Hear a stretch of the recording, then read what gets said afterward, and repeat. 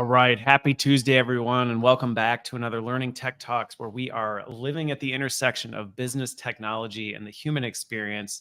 Really quick update before we get into the conversation. For those of you who haven't been following some of the stuff, I've made some changes to my community and all this stuff. So the communities know more. If you're not following me on Substack, I would encourage you to do that. You can find my content on YouTube because my website I've changed up. So anyway, lots of changes. If you have specifics, the number of messages I've been getting from people going, hey, did you know this? This isn't working. I didn't see this.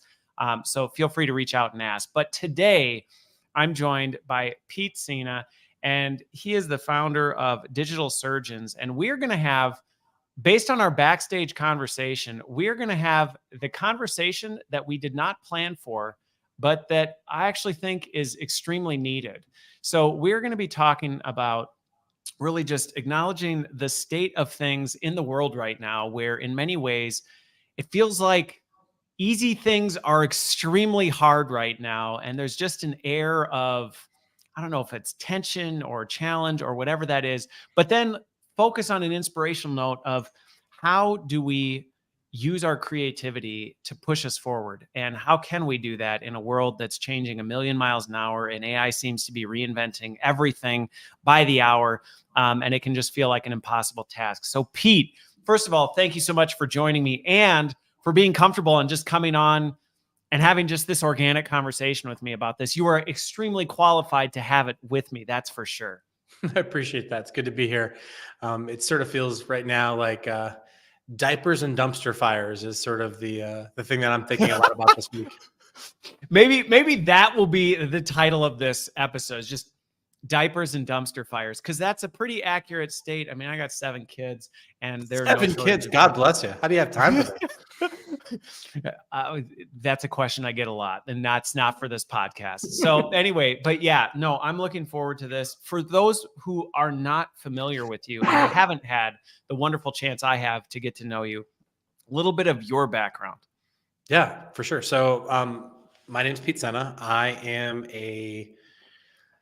I'm a lot of things. I'm a lot to handle, as my wife would say. So I grew up on the East Coast in a state called Connecticut. I'm actually dialing in from New Haven, Connecticut on my tech campus here. And my background's in design. Are you from Connecticut? Like, is that your origins? Yeah, oh, born and raised. Okay. That's cool. I worked for a company in Wallingford for a pretty long period of time, which I think a lot of people even in Connecticut don't know. Somebody I know? Is, but Source Medical was the company. I was there for quite a while. So nice. Yeah. Haven't heard of them, but there's a lot of sleepers in Connecticut that are doing big things. There are. For sure. So just a little bit about me. So I'm I was a child of the 80s. So, video games, toxic masculinity, crazy action movies, and tech and design. I started writing code when I was a kid. Was a really introverted, nerdy kid, and I just was fascinated with software and code and computers, and which led on to the internet and all that stuff. It was a really funny time based on the time period. It's very similar to mine. It was a weird time to grow up, don't you think? It was like this weird age of digital emergence that was kind of coming out. Yeah, I actually think there's a ton of parallels to my childhood, and I had a great childhood. I'm really grateful for my family and the privilege that I had. There's a lot of parallels to when I was growing up to right now, where it's like every week something new is coming out. Now, obviously, then it was like broadband internet and things like that, and it was like every year something new would come out. Nowadays, it's like every day something new comes out with all this AI crap. Yeah. But that's just a little bit about my background. And then from there, just fell in love with design, fell in love with creativity, and just how I believe that creativity can solve all problems. Maybe it's a crazy belief of the world, but it's proved me right in a lot of ways with that. So yeah, that's just a little bit about me. And then I started my first company actually in my UConn dorm room, University of Connecticut. And that was basically at a time when you could write some code, push some pixels, and make awesome stuff happen on the internet.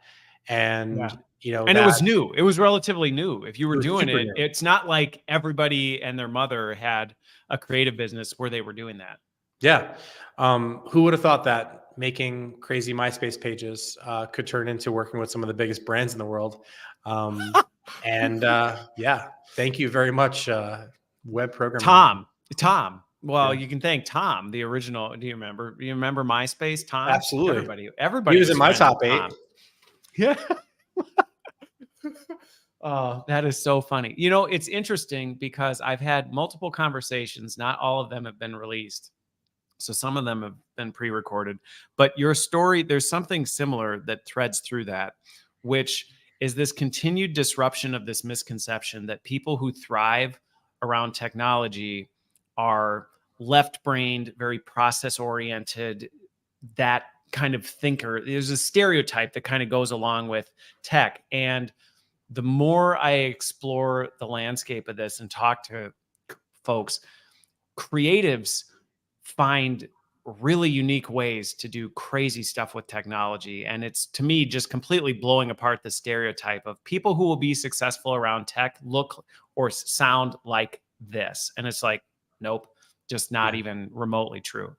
Yeah, and just a fun fact. So, like, one of my back in the day, I used to hire a lot of engineers. Now Okay. we've got great people that take care of that. But when I was sort of in the weeds and doing all that, I would always look for what I would call the creativity test with engineers and tech Okay. people. And what that basically is, just in short, is I would look for their interests. And what I found is a strong correlation between the more eclectic the interests of an engineer, the more talented they were as an engineer. And what I found is that the greatest engineers are actually generally pretty lazy. And what I mean by lazy is that they don't like to do They trivial don't like to or waste. yeah, Yeah. they They don't don't like like to to waste waste, right? time. So what I found is like some of my favorite friends that are just like world-class engineers at FANG companies or transforming the blockchain or whatever my cool engineering friends are doing now is like they all have this thing in common where some of them are like crazy at music and they're really musically inclined. I find there's a strong correlation to music and strong engineers. I find there's a strong correlation to creativity and strong engineers. So I find that like if you only think of technology as this like linear thing, like input drives output, I think it's a very linear way to look at the world. And one of my favorite quotes is a Ray Kurzweil quote, obviously the super futurist, and he talks about if you think of things in linear order, you're only going to get linear results. If you think of things in Yep. exponential kind of computation, you can get exponential results. And it sounds a little bit trite, but like what I'm finding is that just underscores what you said, which is like the more creative you are, the more the possibilities unveil themselves, and the more you can kind of bend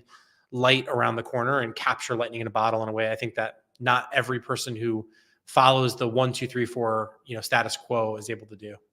No, and I think that's it's funny you bring up the music thing because Peter Schroeder is a gentleman who I talked to recently, and he was a DJ. He got into music, he got into the music industry, and then he decided to build a telecom company to disrupt things. But again, it was one of these things where we talked about the fact that in many ways technology is merely a blank canvas. Oh yeah. And I think sometimes that's where it actually requires creativity to do interesting things with it, because otherwise it's very boring. It's very not helpful if you don't actually have the creativity to, like you said, look around corners and go, well, what if we could do this? Or if you're not fueled by the frustration of this really trivial thing bothers the heck out of me. Yeah. Why do I have to deal with this? I shouldn't have to deal with that. I just want to figure out how to not have to deal with that anymore. And technology can be a way to go, well, I can bend this and mold it in a way that like, ta-da, like we fixed it. And you go, great. Now I can go back to doing things that I actually enjoy doing versus this stuff that's been hampering my frustration. Yeah, it's funny. The one thing that I keep being reminded of, especially when I talk about diapers and dumpster fires, which I'm sure we're going to come back to, is that like YouTube meme thing that's like fuck around and find out, fuck around and find out. It's like my entire life as a creative technologist and as a builder or whatever label you want to put on me is all been about fuck around and find out. It's just like experimentation creates extraordinary outcomes. And it's that tinkering and that, go like hacker or tinkerer or whatever that ultimately like unlocks that crazy potential. So Sorry, I'm coughing in your ear. It's like, I feel like the lingering cough that just will not disappear. Thank you, East Coast cold and flu season. I was going to say the lingering cough of the last 3 years. Yeah. This episode is sponsored by Dayquil. Like, let's go. But so I want to talk about this because I think it was both therapeutic for the two of us to acknowledge this, but I think it's also some of the themes of this is that we talked about the fact that there is just this air right now of almost, I don't want to say, I don't know how to describe what it is, but almost just this frustration of simple things feel really hard. There's so much uncertainty with everything that's going on that it can feel like, good grief, is what I'm doing today even going to matter tomorrow type of a thing? I mean, what is your description of this? Because we both had this moment of, wait, you feel that way right now? I feel that way too right now. And I'm seeing it all around. Yeah. My mystical friends would probably say this is like some Mercury retrograde type thing. But I legit feel like sometimes just nothing works, right? Like, I got up this morning and the GPS in my overpriced computer on wheels didn't work. And, I was cursing Elon's name in vain. And then it's like my YouTube got suspended for no random reason. So it's like, I just feel like there's some days where like nothing goes your way. And I think at the end of the day, like, you and I were nerding out about this a little bit, but I think what it really comes down to is just this concept of resilience, which is such a buzzword, but really, like, let's strip away the buzzword and like get to it. Like, what does it really mean? It's like, you're going to get knocked on your ass no matter what you do, whether it's, your personal life. It's an inevitability. Yeah. Like, you are going to get knocked on your ass by something that whether you expect it or you don't expect it, it's coming for you. And what matters most is like what you do next. Right. So, you can wallow in it, you can cry about it, you can get upset about it, but ultimately, like, what are you going to do about it? Right. And that's what you and I were talking a lot about, is like this idea of like, it's okay to admit to the world that like, you don't want to get up and go run your company today. Like, it doesn't mean that you want to like, hang up your gloves and give up on entrepreneurship. It's like, it means that you're having a tough day. And like, I think we as entrepreneurs, especially as men, right? I think as men, there's this like weird thing. And I was reading some. We're never supposed to acknowledge that. Like, we're not supposed to acknowledge that I just don't want to get out of bed today. Yeah, 100%. And it's I just don't want to get out of bed. And it doesn't mean I want to quit and I want to throw in the towel on life. It just means I don't want to get out of bed today because it just feels like garbage. Yeah, for sure. And I think that like nobody wants to watch a movie where the person loses every time, right? But people do want to watch the movie where they see the underdog or the guy that's the loser becomes the winner, right? And it's like, there's this idea of like twists of fate, right? So I think for me, like, you and I were talking about this a lot, is like, the world's in a really tough place right now. It is. And I think that, again, not to make light of really challenging situations, but I'm trying to bring some levity to our conversation, right? There's just so many atrocities happening in the world, and we're not going to cover those today because I know we're not going to go there. But I think what I would say is this hyper connected, hyper dopamine loop, this infinite, like infinity pools that we live in, whether it's through news cycles or Instagram or whatever it is, I would argue this TikTokification of the world has actually made us more depressed, has made us more scared. Well, the data shows that it has. Of course. It has overstimulated us to a point where we've flooded our brains with so much dopamine, and we've become so dependent on this, and we become, as you said, hyper connected to a point where there's so much outside of our control that is constantly hitting us. Yeah. That it does lead to you feeling like, what am I even doing anymore? Yeah. And it's tough too, because what I would say, like, especially with the hype cycle that's happening right now, it's like, if we take a step back for a moment and we look at like second order consequences, right? So COVID happened, some companies got eradicated and put out of business. Some companies had their best years ever, and now with this like hyper compression of innovation that happened, where people just had to like grow 7 years in 3 months, right? That was a lot for people. And I think that the shifting behaviors, the loneliness that it brought about, all these other things that I can go on and on about, that was a hyper compression. And Yeah. I don't think people have still fully recovered from it.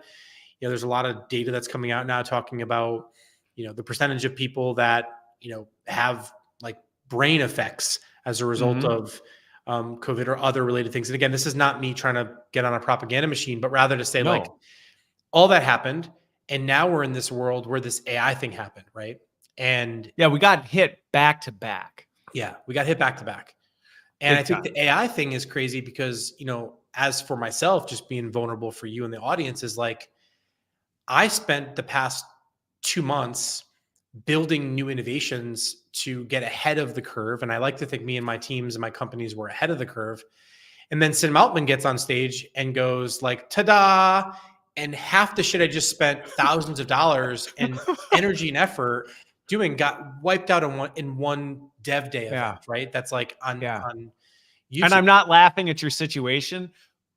I'm laughing at the disheartening nature of that's in many ways what I think a lot of people are wrestling with, myself included sometimes, where you just go, everything I've poured into for this in a matter of minutes, Yeah. or like you said, one product announcement, you're like, Yeah. that's it? Like that's it? It's gone obsolescence already? How does that happen in the blink of an eye? And that can knock the It can wind take out a of toll on your anybody. mental health. I mean, like Oh, it knocks the wind clean out of you. I have friends of mine that have spent 20, 30 years building different types of businesses that are realistically on the verge of extinction. You know, travel agents, financial planners, many of these types of roles that, are really needed are completely being displaced now. And again, Yeah. don't get me, into the whole kind of like AI is going to take everyone's job, but like in all seriousness, what I would say is it's transition and change is hard, no matter Yeah. what that transition and change is, whether it's, your life is changing now because you've become a parent or because um, other hardships have faced you or whatever. I think there's this interesting thing that's happening right now with a lot of my entrepreneur friends where all of us now are really excited about boring businesses.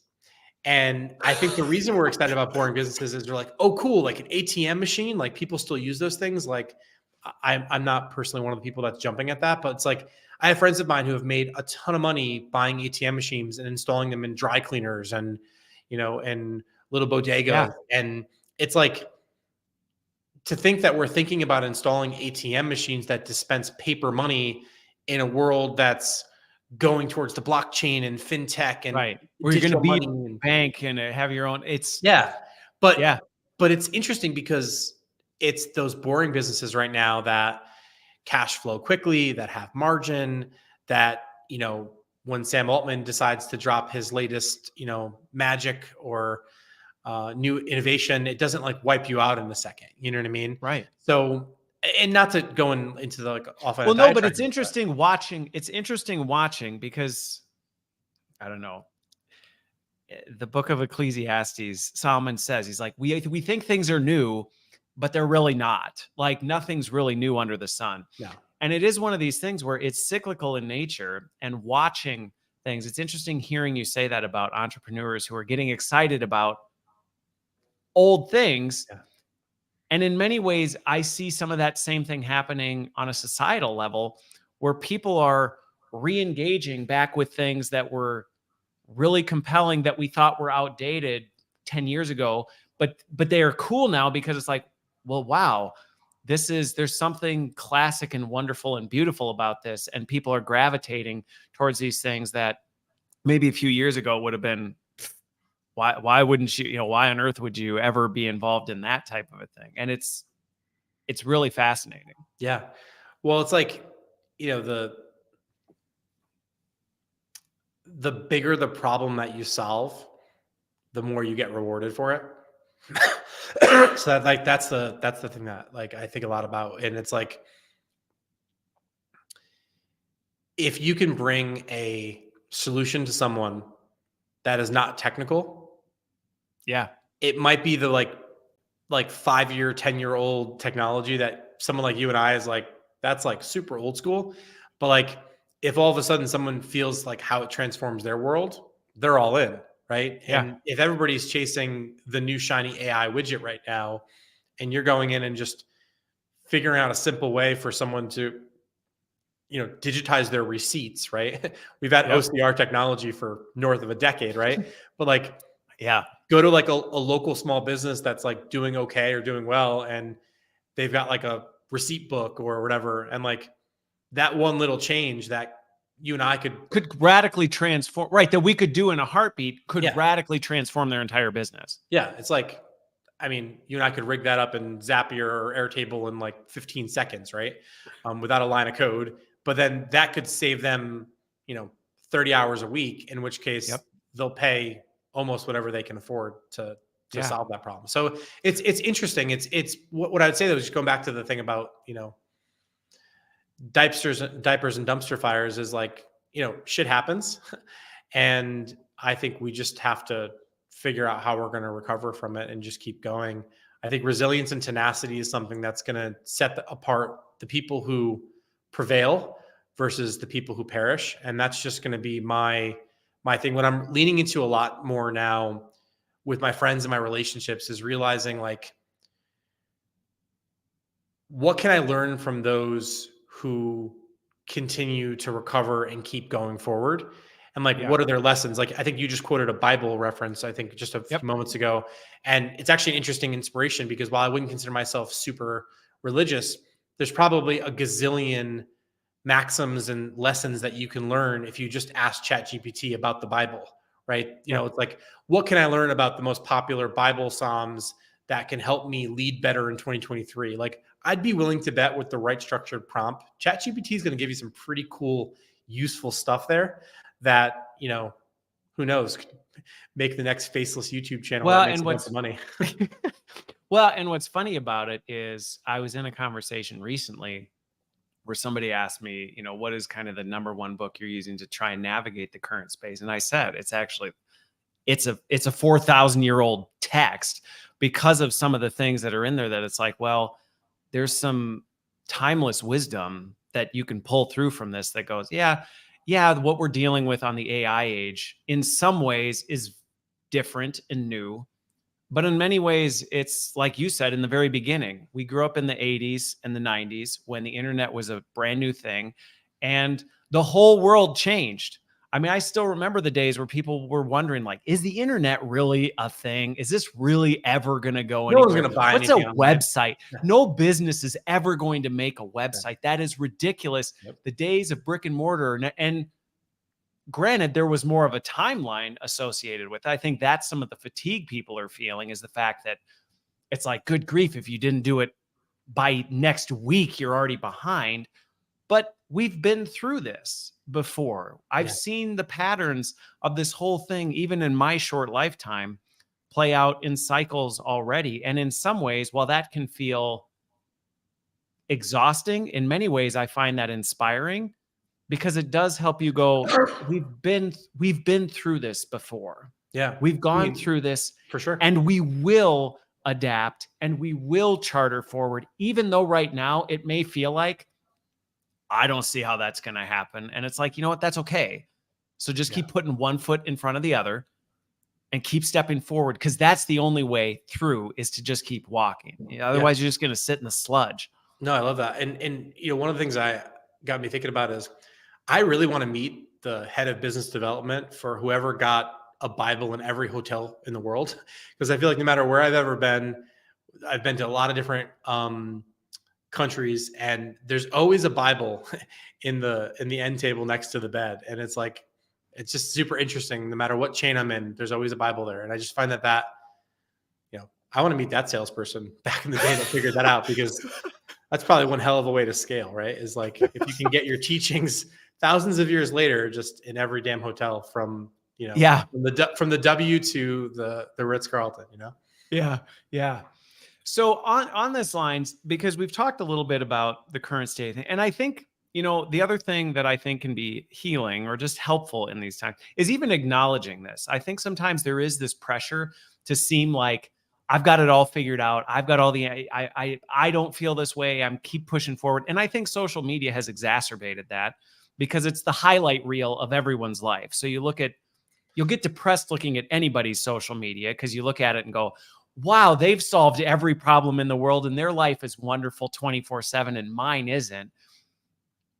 But I think at the same time, it's, how acknowledging that can be extremely helpful. And I think, we both from this conversation have acknowledged the fact, yeah, it's a tough time. Things are changing. What are some of the things that you personally are seeing? You shared some of the stuff with the entrepreneurial things. You shared your story of like how something you'd worked so hard at evaporated overnight.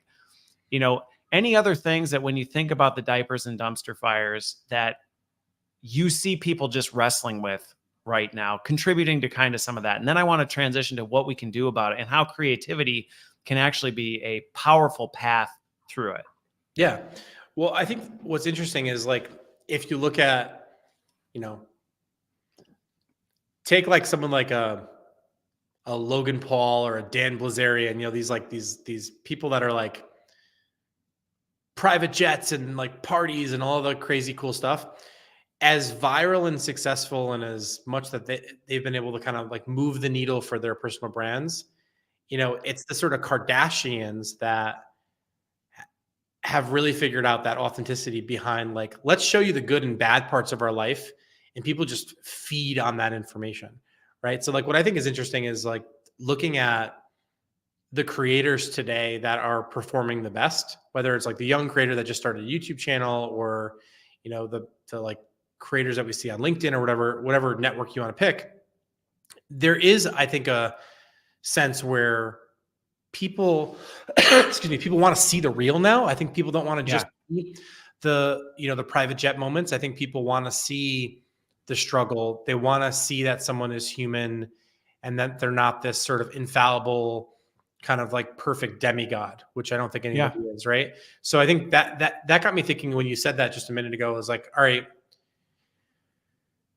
what is it that can be most useful for people? And I think that there's this like sensationalism that I think people have really bought into for a bit. And I think what's interesting now is I'm particularly inspired now by the power of personal brand. It's one of the reasons why, I'm joining you today and starting to do more of these things. Is I was a shy, introverted kid coming up, and I worked with some incredible companies and was always the quiet person that never got the spotlight.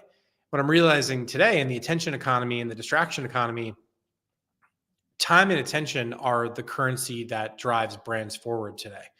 And I think that the more that you can build a distinct point of view that people subscribe to, the more that you can build, in some cases, a multi-million-dollar successful business. I mentioned like Logan Paul as an example, which I don't want to give him any more shine than he already gets, but like, look at Gatorade, right? Look at just the cool, powerful, transformative story of Gatorade, right? And then look at Prime Energy and just how quickly in such a short period of time, back to hyper compression, that brand almost has the same valuation as Gatorade, which has spent billions of dollars building that brand over 20, 30 plus years, I guess. So, and the money that's gone into it to get it into sports and in front of every single person and all these other things. And, like you said, Prime Energy's just done that overnight by comparison. And it's literally garbage in a bottle, right? Like and I'm not trying to like, I'm being serious. Like if you look into the science on this stuff, it's literally garbage in a bottle. It's not like Athletic Greens or something that like is actually scientifically proven to make you better. It's just, I think they recently had some stuff come out in the news about them and whatnot, but it's like, it goes to show that like, if you can capture attention and if you have the share of mind, you can capture the share of wallet. And, oftentimes the wisdom of the crowd is not wisdom, but it's just, it's and I was going to say, as you're talking about this, I think, for folks who listen to this and even just as I'm reflecting on what you're saying, there is this, what AI has done has accelerated things. And I was on a live stream a while back where I said, how fast is too fast? Yeah. Like, at what point do we reach a speed where it's like, this isn't healthy or productive? But what I've observed from this is this creates this pressure to just, you've got to nail it. You've got to have your viral moment. You got to go big fast.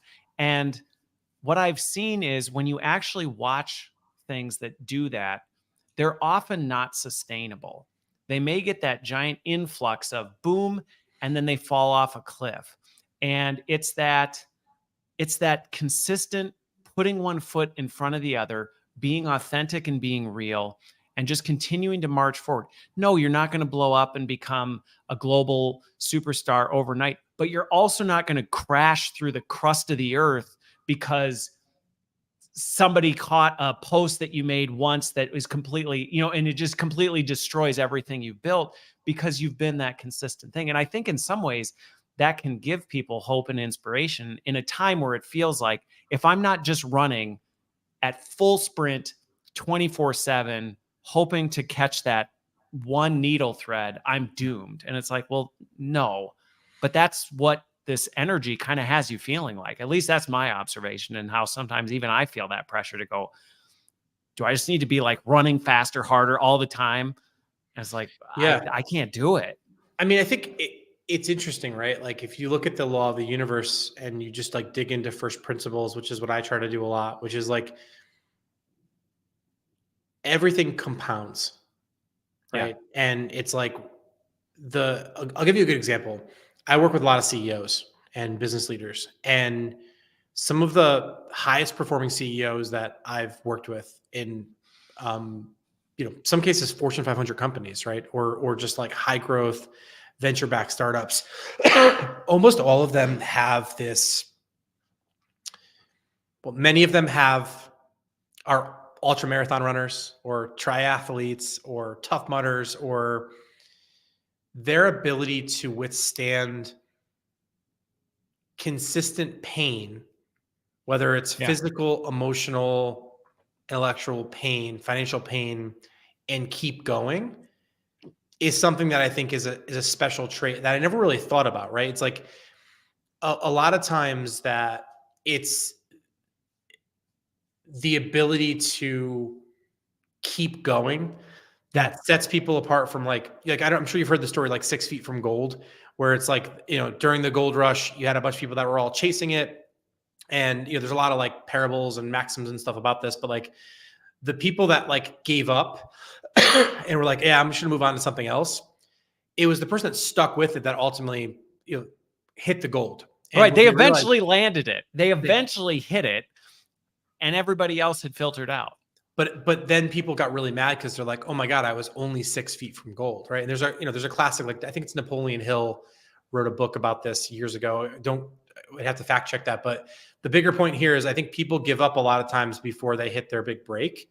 Yeah. And what I'm finding is like all the sprinters I've ever known, like take track and field as an example, right? All the sprinters I've ever known ended up with an injury at some point, right? Yep. All the marathon runners I know ended up with an injury at some point.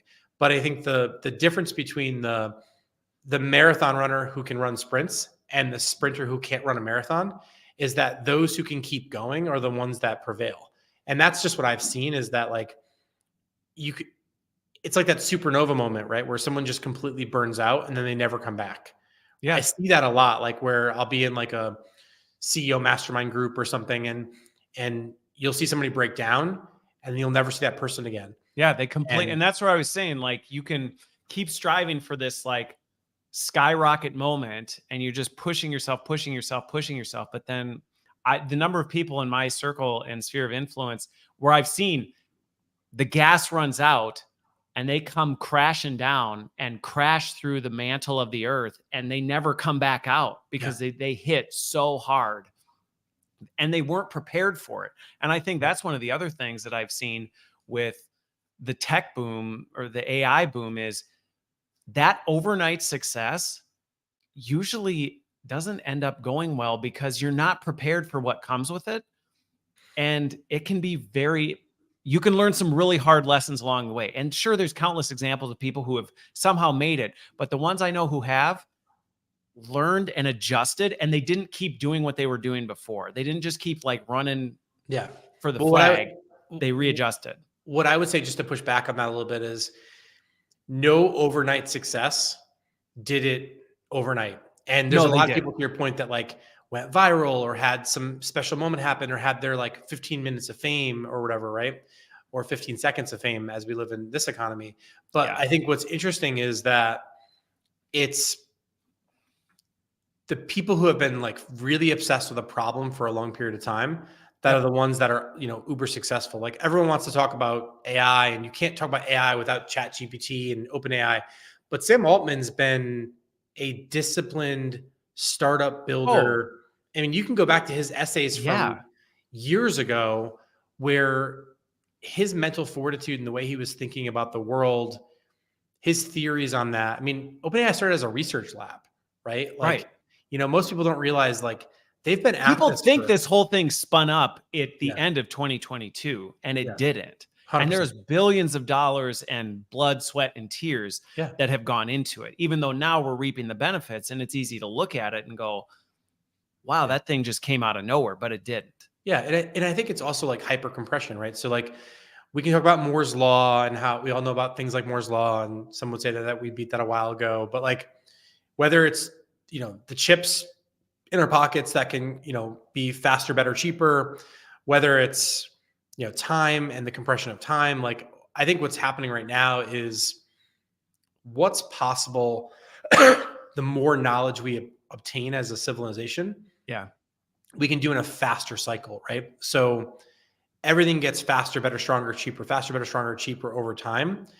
And ultimately, the thing I think we have to start to look at now is like, what's the thing that can't be replaced? So what I said is like, back to your point about smashing through the mantle of the earth, is like creativity is a renewable resource, and invest in creativity and invest in long-term building, right? It's like the people that you look at in the gym, or the people that you look at on, on the runner's circuit or whatever it is, or thought leadership circuit, they're not here today, gone tomorrow, right? They've been here for a real long time before they broke through. And I think that like, that's the thing that inspires me. So back to the point about like diapers and dumpster fires, is like, shit's going to happen. Shit's going to blow up. You have to know for that. You have to plan for that. And then you have to figure out what you're going to do about it. And that's why, instead of not getting up this morning, going to work, and, I didn't feel like getting up this morning. I was like, like I got a bunch of stuff on my to-do list today that I've scheduled, I kept pushing it back. And now it's on the calendar, and it's like, I just have to get this stuff done. I don't want to do it. So that's why I snuck in this time with you today. Cause I'm like, all right, everything before talking to you and everything after talking to you today, I don't want to do it truthfully, but well, I'm glad I'm able to be that surge of reprieve in between. No, you're 100% the surge of reprieve, but it's like, but it's got to get done. Right.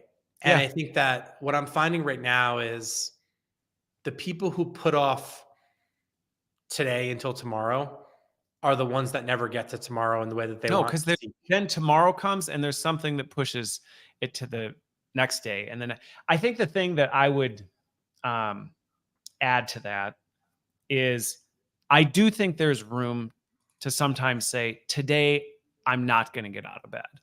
And I think that's where it is okay. There are days where, it's like, I don't want to do today.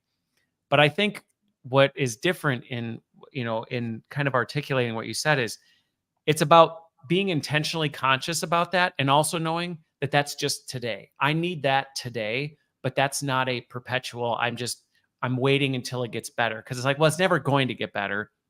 Yeah. You're going to need to lean in to make it better, but also being willing to accept that, there are times that you need to step back and go, I need to take a breath. I need to strategically reset. I had to do that even for myself. For folks who've been following me for a while, I had a couple people be like, "Wait, what happened to your website?" And I'm like, I killed it because Learning Sharks is dead. Baby Shark is at the bottom of the deep now. Like, I took him out. It's because it wasn't right. It wasn't the right direction. And so I needed to take a strategic pause.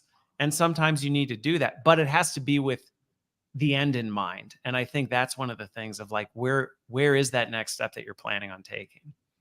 Yeah, I love that. And I agree. We don't have to agree. You can disagree. No, I agree with that. But since we're being really raw here, let me share something with you in the audience that like Sure. really pisses me off, which is I feel like a lot of people make excuses and then blame it on other people. So Yes. like for example, I had a conversation with a young entrepreneur recently who kept trying to get on my calendar, and I instructed my assistant to not prioritize it because it wasn't a good use of my time. And the reason why is I had already given him some time generously. I didn't charge him for any of it. And I asked him a couple questions about what he wanted to achieve, and we went through it and we aligned on what he needed to do to get that success. And then he didn't do the things that we both agreed that he agreed, his words, not mine, that he needed to do. And then he wanted to get more time with me. And, again, it was just trying to be helpful, always trying to help young entrepreneurs because I didn't get a lot of help when I was a young entrepreneur. So I try to give back wherever I can. And I just sent a very simple email. I was like, did you do the stuff we talked about? Yeah. And, he wrote back this like long-winded response. Thankfully for my AI, it summarized it. And the answer was no. And, a long answer to say, no, I didn't do any of the things that I'm dead serious. mutually agreed to as important next steps. So then I said, do me a favor, send me a screenshot of your calendar. And he sent me a screenshot of his calendar. And I, on my phone, like scribbled over a couple of things. And I was like, what's all this? And what I think happens a lot is a lot of people get drunk on self-help books. And if you look at the stats, like the number one section in a bookstore that has the most traffic, that has the most sales is the self-help section. And it's because what happens is we want to read about the fad diet. We want to read about the next greatest thing, the next big breakthrough that's going to close all the deals and solve all the problems. We read that, we consume that, we're all inspired by it, right? We're all pumped up by it. We get high off that supply. And then what happens? Do we put any of that knowledge to work, or do we just go on to the next book? And I think that what bothers me is when people make a public declaration to themselves and the universe on where they're going, and then they cry and they complain and they blame others when they don't get there. And the reality is the only person that they have to blame is themselves. And I think it's hard to say that because there's been a lot of times where, to your point about like stepping off the, whether it's hamster wheel or treadmill or, hard mountain, whatever metaphor you want to use. I find that a lot of times when people take that break, one day or 1 week or 1 month isn't enough to get back on and keep going. And I think that the challenge is like, I'm all about self-care, right? I meditate every day.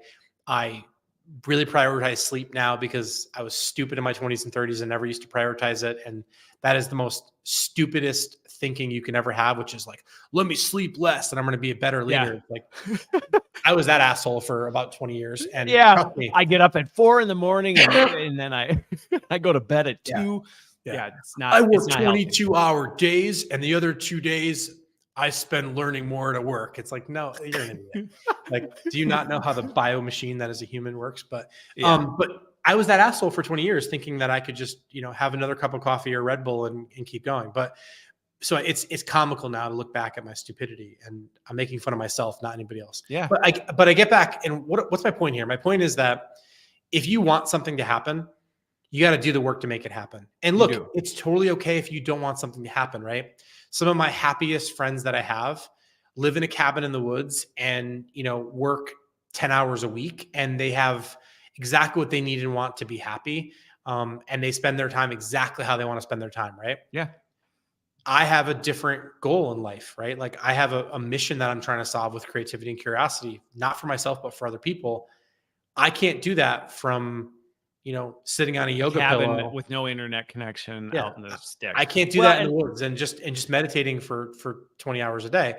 That's my fact, No. Well, and what's interesting is I haven't published it. It's still on my desk, but I have, it's interesting you bring this up because literally my post that I wrote while I was doing the elliptical this morning about this is about like, quit blaming your tech stack, your lack of resources, your account. Like those are not the reason you're not achieving what you want to achieve. Quit pointing the finger at these things and look in the mirror and go, what could I be doing differently.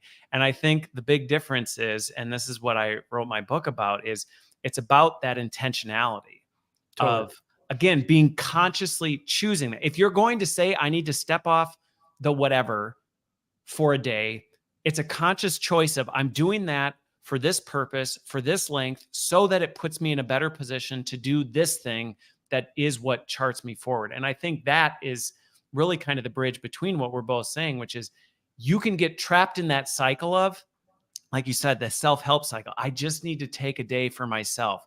And that day turns into a week, and it turns into a month, and it turns into 3 months. And pretty soon it's like, okay, but at some point you've got to get back up and say, what am I going to do about this? And where is this going? Knowing that, you know what, you might step on a lily pad that takes you to the bottom of the lake. You will. It's not you might. It will at some point happen. The floor is going to fall out from under you. Okay, that sucks. Yeah. And then what? Yeah. And then what is great, and what I would say is, you are not good enough. That's something that I think we have to admit to ourselves, is like, there's so many Instagram posts out there like, you're good enough, you're good enough, you're good enough. And listen, I'm all about positive affirmations and positive self-talk and that sort of thing. But here's the thing. If you're trying to be a specific coder and solve some engineering problem, maybe you're not good enough. Maybe you have to look at the problem differently. Maybe you have to change. Maybe that's not important to you, right? Maybe you're not going to put the reps in. If you can't afford to hire someone to do that, to solve that problem for you or with you, right? If you can't afford to build the team that you need to take your vision to the next level, then it's on you. And you either got to adjust the goalpost or you got to adjust the effort, right? Yeah. But the reality is, I think what the hardest pill to swallow is for most people is, you are not good enough. And it's like, that's the thing, is like, yeah, I wanted to bench 400 pounds by the time I was 40 years old, right? And I almost got to it, right? Like I got to like 365, right? And I felt super awesome. It was and I'm making fun of myself a little bit. No, but I get it. It's a personal fitness goal, right? But if you ask me about, was I weighing all my food? Was I checking my macros every single day? Was I doing this? And I'm purposely making a non-business reference, right? I wasn't. So I wasn't good enough to do that, because the goal that I set for myself, I didn't do what needed to happen to do that. And I did that a lot in my businesses, right? Which is where it's like, okay, I've got this service business or this product business or whatever. And it's like, I wasn't a good enough leader to be able to set a clear enough vision for my team. Don't blame, like I used to be like, oh, I can't get the right person on my team, or, I can't attract enough talent. It's like, well, pay better, buy better, make better hiring decisions, be a better leader, be a better leader, be a better leader, be more clear in your thinking. But I would get so frustrated. And, again, I'm referring to myself in my 20s and 30s. And I get so frustrated because, why isn't this thing happening? And wham. And it's like, you're just not good enough. Like, so work harder and elevate this skill, whether it's your leadership or your hard skills or your soft skills. And I think that that's a message that we don't say enough, because we're all trying to like we're trying to just digest rainbows and sunshine every single day. And I think that's the tell problem. everybody that if you just keep doing what you're doing, eventually everything will be wonderful and you'll achieve all your wildest dreams. And it's not reality. Yeah. And it's like, so this idea that like you are enough, like I love the idea. And I love the spiritual significance of it. But it'll leave you hungry at the end. It will leave you hungry at the end. 100%. And I think, and it goes back to, and I think this is where, on the polar extreme, you can swing the other way, and that's not healthy, because again, it's about the conscious choices and the intentionality. So like for you, the goal of, and I actually, it's so funny we're having this conversation. I had similar, like these fitness goals where I'm like, I want to do this and I want to get to this point.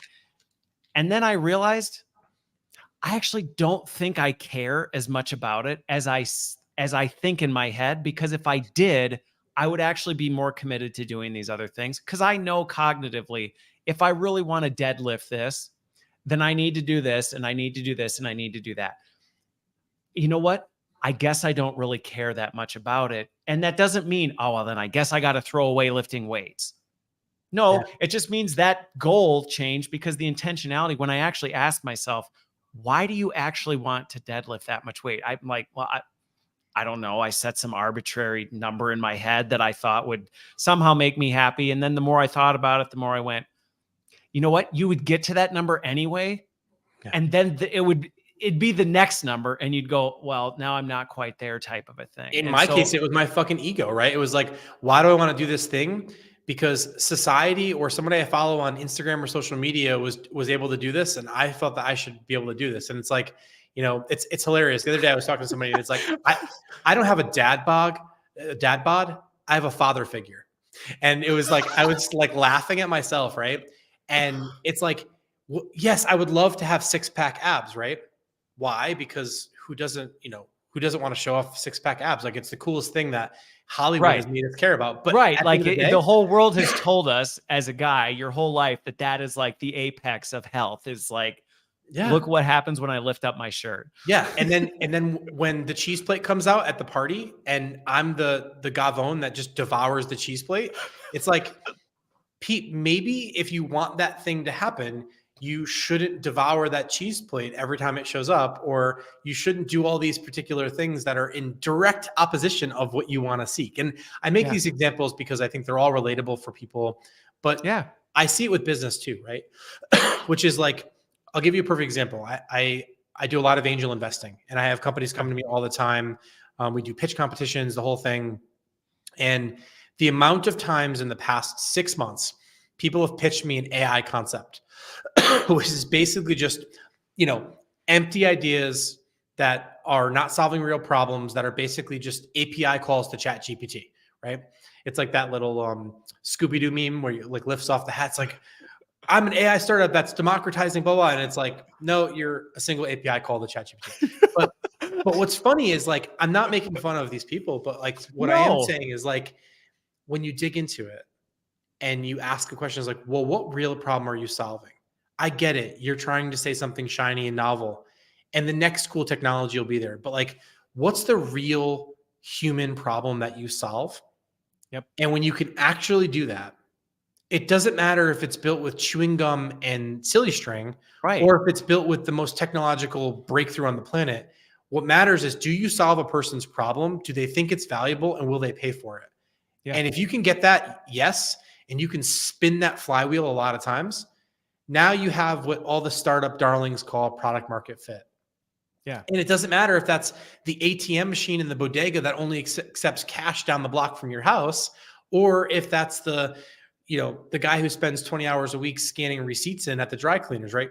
Very boring problems, but these are things that people would pay for. And I think that a lot of times people kind of give up because they're like, oh, well, there's all these other technologies that already do that. And it's like, yes, but are your end buyers aware that that tool exists in the first place? Yeah. Yeah. And is it actually solving their problem? Like, be the person who knows. And this goes back to what I was saying. I mean, the title of my book is Relentless Intention. And it's about this, the number of times, especially I dealt with this and still deal with this in corporate learning all the time, where we've got a problem. Let's train our way out of it. If we just educate people enough, then the problem will go away. And digging back to this, but why is that a problem in the first place? Yeah. Like, really understanding, like, why is that a problem? And what do you think solving it is going to change? And even when I've coached or mentored people over the years, where it's like, I want to get to this job level, or I want to get this job or make this much money. It's like, why? Like, what do you really think that is going to bring to you? Because if that is built on shifting sand, you will find yourself perpetually standing, and then the floor falls out from under you. And then you leap over to this side, and then the floor washes out from under, because you don't really know what you're doing in the first place. And I think that's one of those things where you're setting yourself up for failure if you haven't taken the time to really deeply understand, like, what am I even really doing with this? Yeah. One of the hardest lessons that I came across in my career, and I've built a lot of businesses. I've gone on to build, invest, and support a lot of awesome companies. And I'm super proud of that. But I think all of us have a chip on our shoulder from when we're a kid. And I think if you figure out what that chip on your shoulder is, like when I was a kid, I don't even remember who said it to me.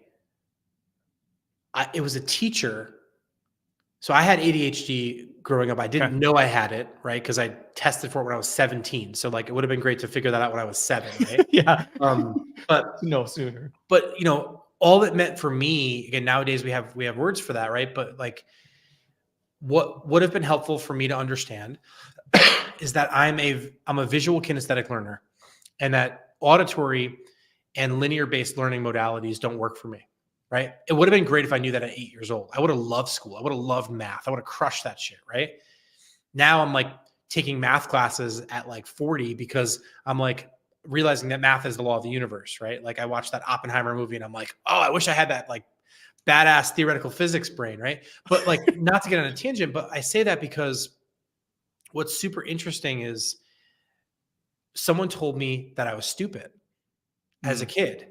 Someone made me feel stupid. So then I spent all this time trying to always have the answers.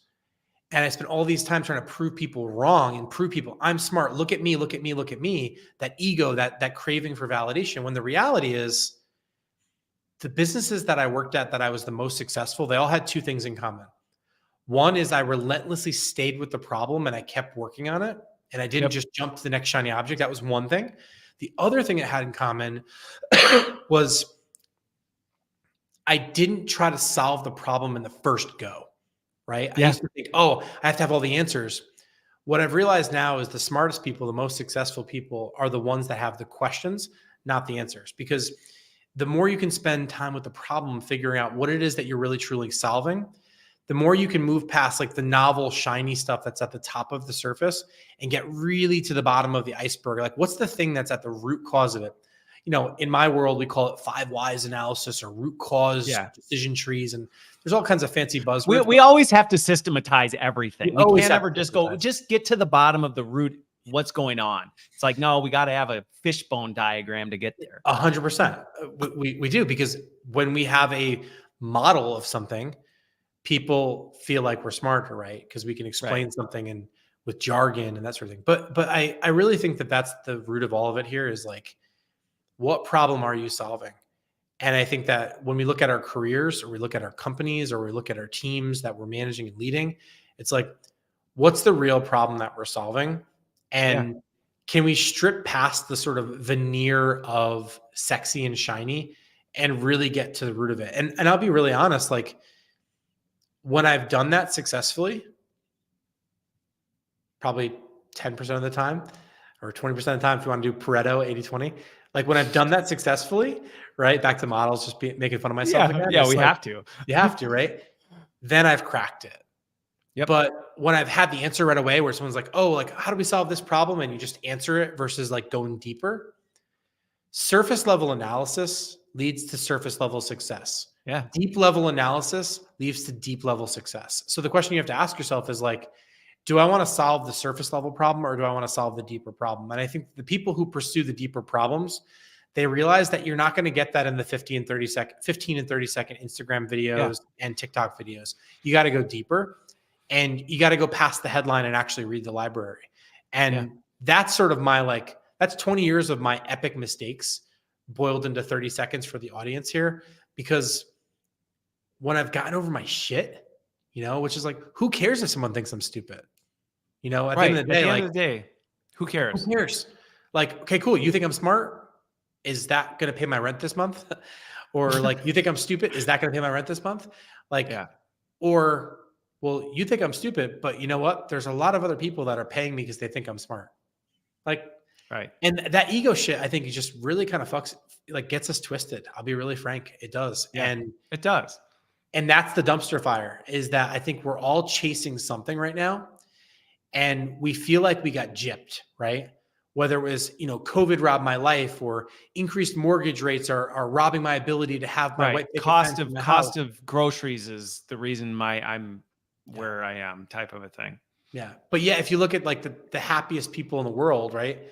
It's the people in Bhutan that, you know, again, there's books like Blue Zones and, you know, lots of really smart books. And it's like people that have a sense of meaningful relationships and community and connection.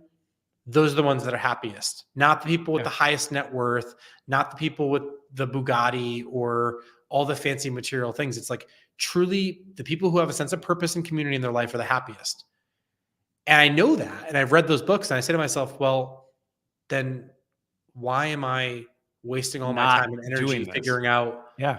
the next update for my Tesla? It's like, it's like, dude, just like focus on what matters, And it's Yeah. funny because I'm making fun of myself in the process and realizing, you know what, like the answers are there if we just start asking the questions. And Yeah. and that's where I think we can go from like dumpsters and dumpster fires to diapers and realize that what is the purpose of a dumpster? It's to store trash. What is the purpose of a diaper? It's to catch shit. And when we move past that, we can sort of like get rid of all the lore that's attached to it, which is like, it's a diaper. It needs to be changed. One day you won't need diapers anymore. Right. Like it's a dumpster, and take out the trash. And one day, hopefully we'll have some closed loop sustainable thing that can, reduce the footprint of trash and blah, blah, blah.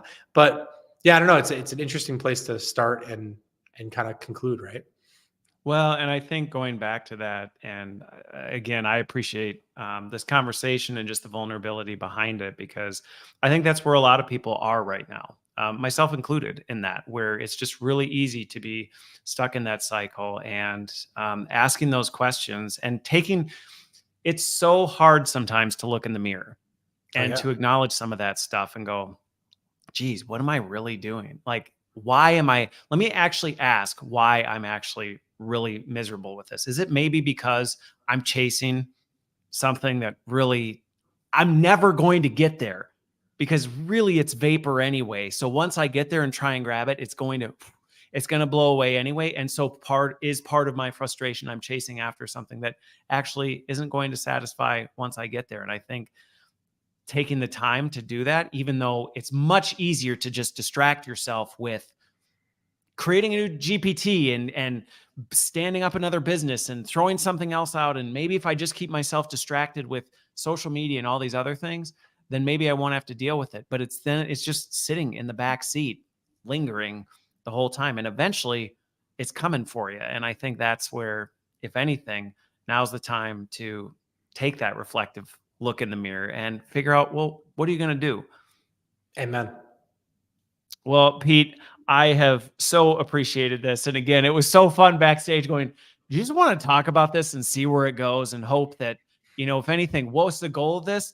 To be vulnerable with people who listen and watch this, hopefully make people go, you know what, I can relate to that, but also encourage and inspire people to go, but yet, so do something about it. Take that next step, get creative, and figure out what it is you're trying to do, because there is a path forward. And you don't want to find yourself 6 feet from gold. I love that. Amen. Awesome. Well, thank you so much. Thanks everybody for watching, listening. I hope you get something out of it.